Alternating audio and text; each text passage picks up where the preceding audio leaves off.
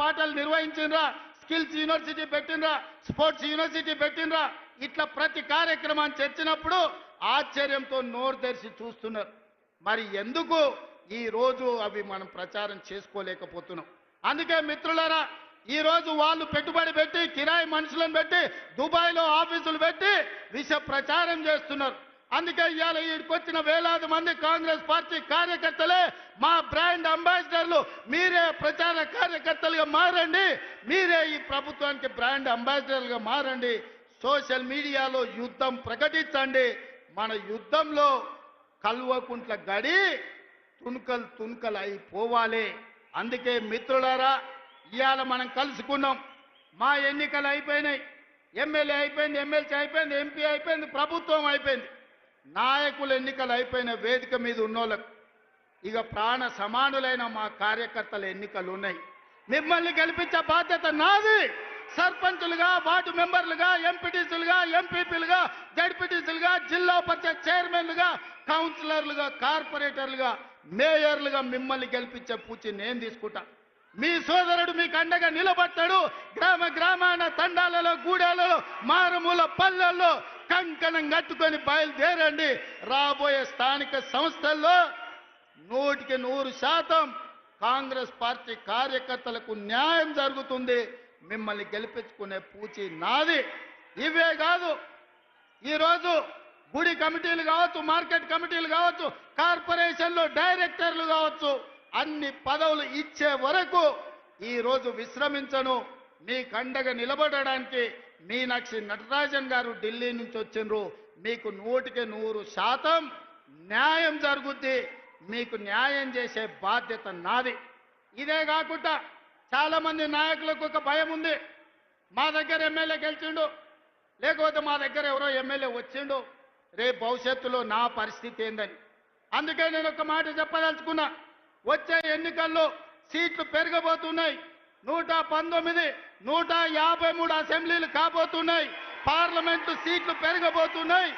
ఇవాళ 60-70 మంది ఎమ్మెల్యేలు ఉన్నారు. ఇంకా 80 మందికి కొత్తగా టికెట్లు ఇచ్చే అవకాశం ఉంది. మీరు ప్రయత్నం చేయండి, ప్రజల్లో ఉండండి, ప్రజాసేవ చేయండి. మీకు టికెట్లు ఇచ్చి గెలిపించుకున్న బాధ్యత, మిమ్మల్ని ఎమ్మెల్యేలను మంత్రులు చేసే బాధ్యత కాంగ్రెస్ పార్టీ, మల్లికార్జున్ ఖర్గే, రాహుల్ గాంధీ గారు తీసుకుంటారని నేను ఈ సందర్భంగా తెలియజేస్తున్నా. రాబోయే రోజుల్లో మా ఆడబిడ్డలకి ఇక్కడ కూర్చున్న మా మహిళలకు చెప్తున్నా, మహిళా రిజర్వేషన్ రాబోతుంది. 51 మంది కనీసం ఆడబిడ్డలు ఎమ్మెల్యేలు కాబోతున్నారు. 60 మంది దాకా ఆడబిడ్డలు అసెంబ్లీలో ఉండబోతున్నారు. 5-6 మంది కనీసం మంత్రివర్గంలో మంత్రులు కాబోతున్నారు. అందుకే సోదరులారా, యువకులకు నేను మాట ఇవ్వదలుచుకున్నా. మీరు కొట్లాడండి, ప్రజల్లో ఉండండి. మీరు అడగాల్సిన పని లేదు, మీరు ఢిల్లీకి వెళ్లాల్సిన అవసరం లేదు. మీ టికెట్ మీ ఊరికి, మీ ఇంటికి తెచ్చిచ్చి, మీ దోవ ఖర్చులు ఇచ్చి మిమ్మల్ని గెలిపించుకునే బాధ్యత కాంగ్రెస్ పార్టీ తీసుకుంటుంది. ప్రజల్లో ఉండే ఆడబిడ్డలకు టికెట్లు ఇచ్చి మహిళా నాయకత్వాన్ని పెంపొందించే బాధ్యత కాంగ్రెస్ పార్టీ తీసుకుంటుంది.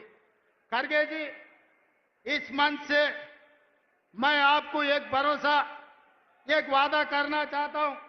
आज गांव-गांव से, आदिवासी जिलों से हमारे भाई बहन लोग इधर आ गए.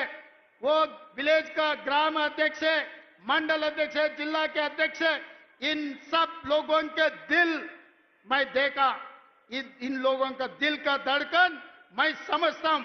इन लोगों के तरफ से आपको मैं वादा करना चाहता हूं, आने वाले चुनाव में 15 parliament seat, 100 assembly seat Telangana में जिताएंगे.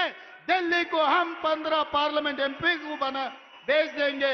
100 एमएलए को जिता के यही दोबारा हम सरकार बनाएंगे. आपके जिम्मेदारी सोनिया जी को, राहुल गांधी जी को, प्रियंका जी को, केसी वेणुगोपाल जी को आप यहां पर लेकर आना. सरकार जिताने का जिम्मेदारी हमारे भाइयों का. हमारा 100 एमएलए से एक भी कम पड़ा मुझे पूछना. 100 से एक भी कम नहीं होने दूंगा, ये मेरा वादा है. पिछले बार मैं वादा किया, वरन रंगारेड्डी जिले में राजीव गांधी चौरस्ता में आपको वादा किया था सरकार बनाने का।